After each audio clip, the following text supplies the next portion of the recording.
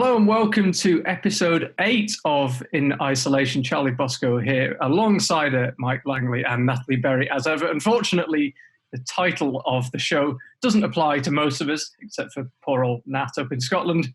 But it still gives us an excuse to chat to famous climbers, and they don't come much more famous than the legend, the World Cup winner, the World Championship podiumist.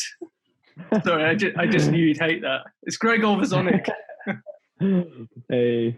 How are you doing? How's things in Slovenia? It sounds like you're probably ahead of most of Europe and the world with the coronavirus. Yeah, I'm doing all right. Also, Slovenia is doing pretty good. Like, we're starting to reopen gyms and bars and restaurants, and yeah, so we're doing quite good. And you were quite limited during the lockdown with your training facilities, but it seemed from your Instagram game that you kind of kept your sense of humour and kept everything in perspective. But what's it been like having a non-existent season? Because we've missed, I think we'd now be about to go to the last Boulder World Cup, and we've missed the whole thing.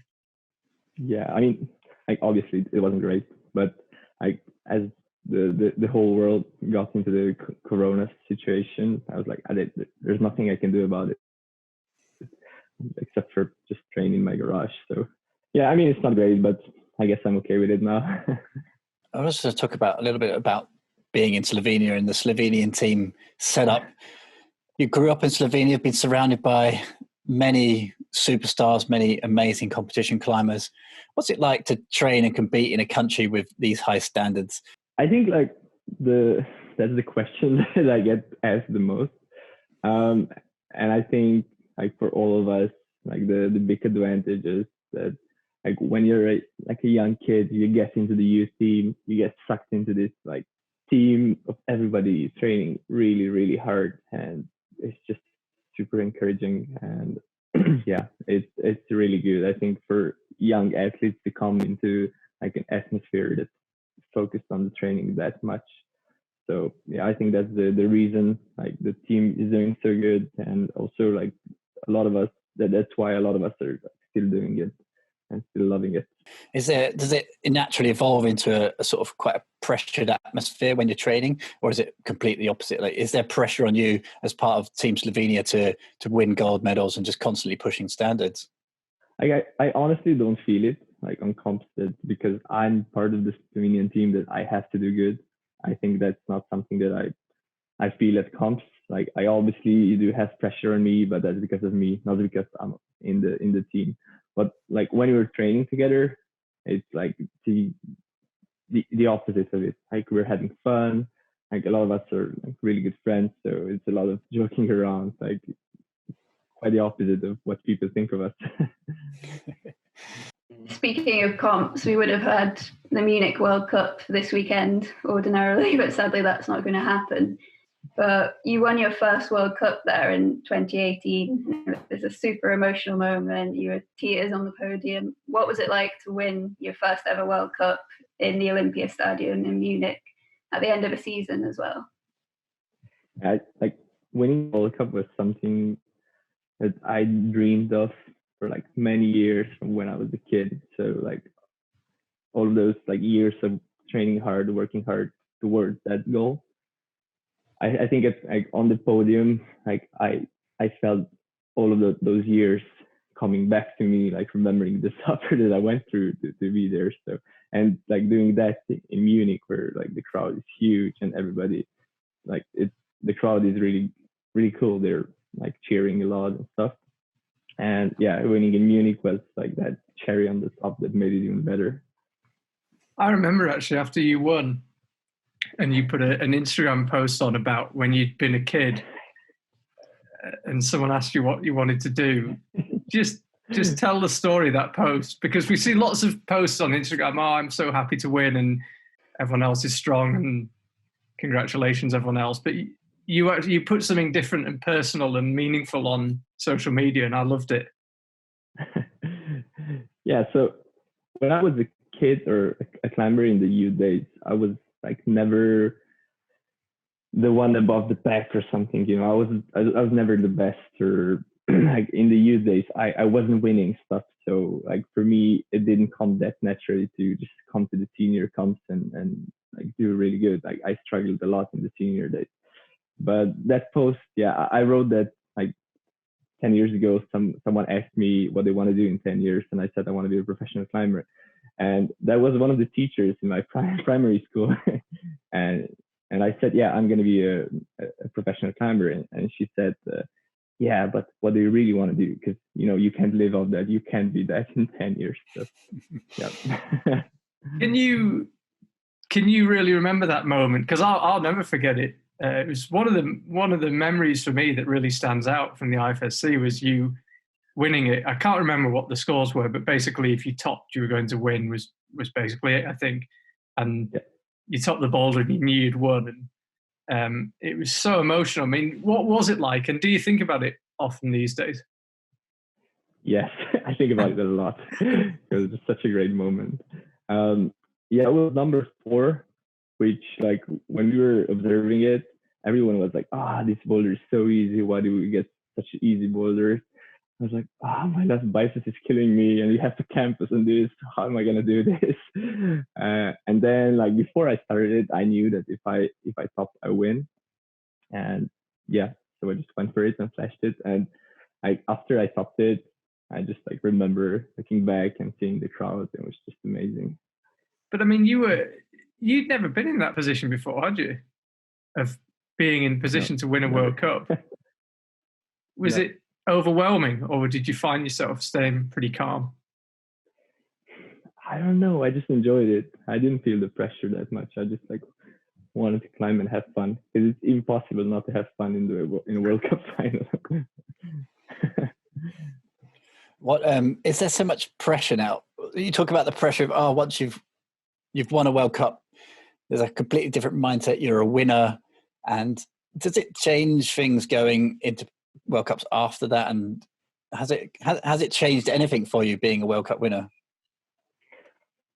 So after the Munich World Cup that I won, like we had the World Championship, and I didn't feel the pressure that time because I was sort of like riding the wave of good results. But the next year, so last year in 2019, I definitely like felt the pressure of the 2018 season, and it definitely affected my performances last year. Yeah. You mentioned Innsbruck, the World Championships in 2018 as well, where you placed 3rd. But I also saw an Instagram post where you talked about Paris 2016 and how disappointed you were. You said you didn't climb well, but that you just viewed it as one step closer to having a good competition. What would you say changed between 2016 and 2018, going from 40th place to standing on podiums? So if I look at the 2016 season, like the Paris season, and the 2018 season, like I was definitely way stronger in 2018, but I was also way stronger in 2017. So it's not just that I was stronger. I think like going to Innsbruck World Championships, I had so much more confidence. I was sure I can make it. Whether like in Paris, I was asking myself like, can I make it? Did I train hard enough? And like all this stuff. You mentioned the 2018 season a couple of times there, and I asked you previously about your team and teammates, especially Jörne Kruder, who won the overall World Cup in that amazing 2018 season. What an incredible season it was. I want to quote a post that you put there: "Work until your idols become your rivals." Not only does it sound like poetry, it sounds good on the gram. What's it like competing with Jörne, who is a bit older, is a bit more experienced? What's it like having these guys as your teammates? Yeah, so he's been my friend since like as long as I can remember. Like him and my brother used to compete together, so I've known him since like forever. And yeah, competing against your rivals, I think at first it was a bit, I'm not going to say intimidating, but I remember the first time I walked into a World Cup isolation, I was like, oh, there's this guy here, and then there's this guy here. And I was like, oh, I'm warming up with all these guys. And this is amazing. But I think like once you do a couple of World Cups, you're just like, oh yeah, he's going to be there, and you like start to get to know them. So like after a few World Cups, it didn't seem that cool anymore or something. I just got used to it. Now, when you go to a World Cup with Jone, is it still your best mates, or there's kind of rivalry between you? Yeah, obviously, like there's rivalry between us, and there's like obviously rivalry between all of the other competitors too. But when we go to a comp, or we're on a plane, or when we're on a bus, or sitting in a van, or like whatever, traveling around, we're just friends. We're not like competitors trying to kick each other's butts. What would you say your main strengths and weaknesses are? Do you learn from each other? Are there things that you can pick up from one another? Yeah, I think so. Yeah, I think like for me, it's like I was always impressed like how good he is in dynos, and I was just trying to like get as good as him, or how good he is in campusing and stuff like that. So yeah, I don't think it's like copying each other, but sort of like trying to get to the level like each is at a certain style or something. Yeah. Do you remember? God, I remember that Myring in 18, the first time he won one with that big boof boof boof dyno. Yeah, that was cool. That's crazy. Just moving away from the World Cups now, Tokyo 2020, whatever, 21, whatever we call it now, the Olympics. When it was announced, did you think about going for it? You're actually one of the few climbers that kind of never really publicly showed any interest. Well, for me, I think, when was it announced? In like 2015, 2017? Summer like 16, yeah. Yeah. So at that time, I was like still trying to figure out this bouldering thing. And I was like, I'm not even good at bouldering. How am I going to like incorporate speed and speed into training? Like, I'm never going to be like at the level I want to be. So I was just focused on bouldering, and let's just do that as well as possible. One thing that I've got to ask you is about a group called The Haters that you're a part of. You've got to explain this one to us. You're just trying to get invited, Mike. That's what you're trying to do.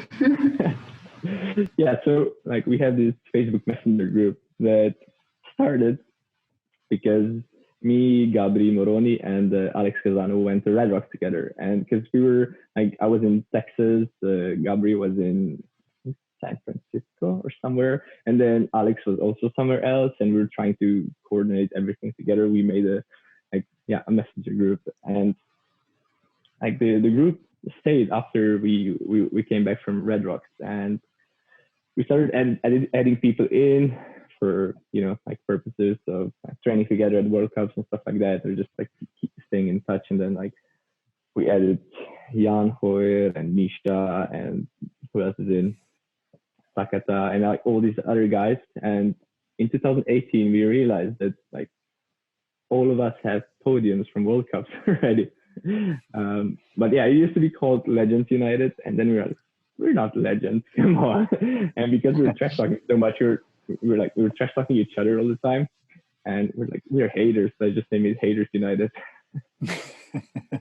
Brilliant. I feel kind of sorry for you guys, because it was your little secret club. I'd heard of it but never told anyone, and then an article got published, didn't it, on was it climbing.com, and Rock and Ice, and they just totally made it public.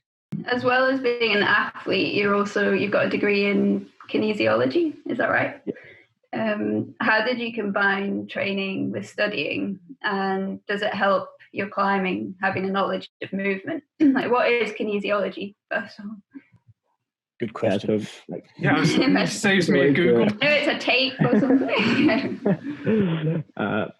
Kinesiology is the science of sport, or sports science.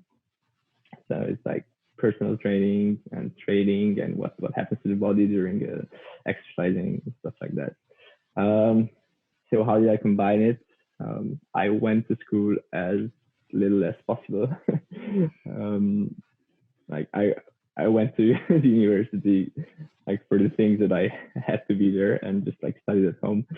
But yeah, I think it does help me a bit, at least when I'm training and I try to understand why I do something. But I don't think you have to have a degree in kinesiology to to be a good climber.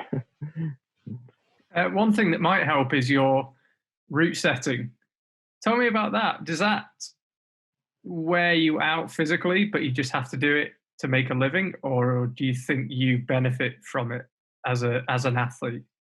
It definitely started because like I wanted to make a living, and like I didn't want to work in an office, and I was like, route setting sounds fun. But then I was setting a lot. I was setting with like really good setters, like IFSC setters of Slovenia, and like I got kind of used to it. And like once you get good in route setting and like setting, I don't know, like coordination stuff. Like if you want to get good at that stuff, you have to understand it. And once you understand how to set it, you understand how to climb it too. So I definitely think it helps me being better in the competition style bouldering or like slabs and stuff like that.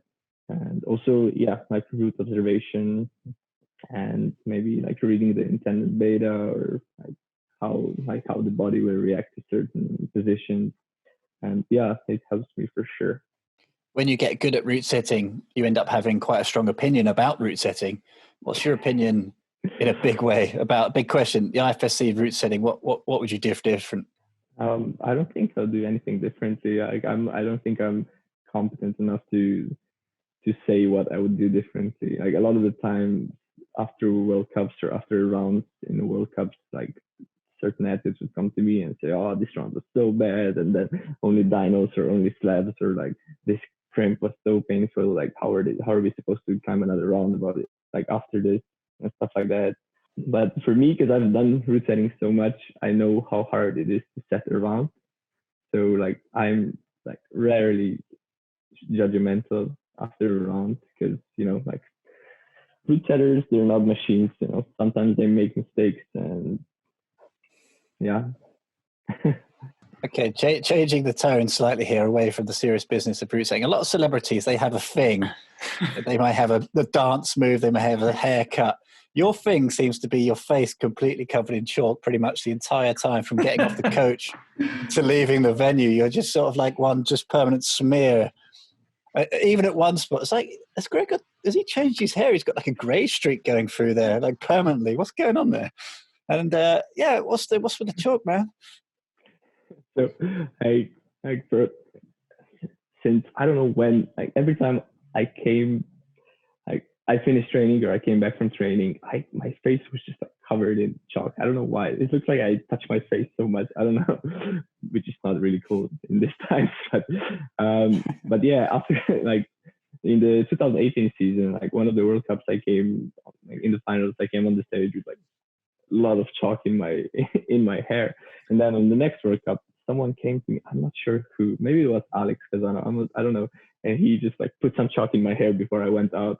And then I don't know. I just started doing it. Now I do it all the time. If there was one thing that you could change at IFSC events, what would you change? Just imagine you're talking to the haters group here. Just say what you think. I think less competitors would be good. Yeah. That's plus one. Yeah. Yeah, because I've seen the difference, like of starting like in top 5 or starting like 50th. It's a huge difference. Although I'm not saying you can't like make it into the semis if you start 60th or something, but I think it's like it'd be better for the competitors if like we had less people competing.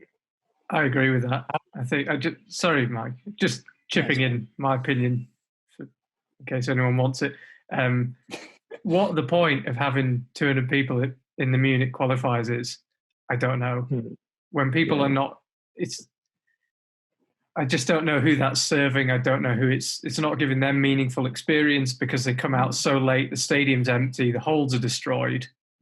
I just don't really, people in isolation for 8 hours. I totally agree. I just think you need to cap it at 60, and also if you 50. If you start in the beginning, you have to wake up at 5 and have to climb at 7:30, which is not that good either. Even if you put 60 people in, it's only 1 out of 3 people goes to the semis and 1 out of 10 is in the final. It's still pretty hard. Well, I think a few people would probably agree with both of you. How do you achieve it though? What's the way to stop it?